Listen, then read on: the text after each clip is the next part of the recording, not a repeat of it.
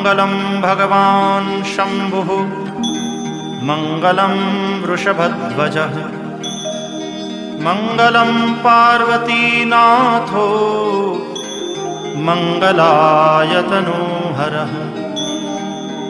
सर्वमङ्गलमाङ्गल्ये शिवे सर्वार्थसाधिके शरण्ये त्र्यम्बके गौरी नारायणि नमोऽस्तुते।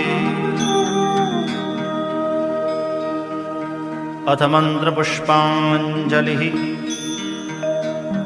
ॐ जग्नेन जग्नमयजन्त देवास्तानि धर्माणि प्रथमान्यासन्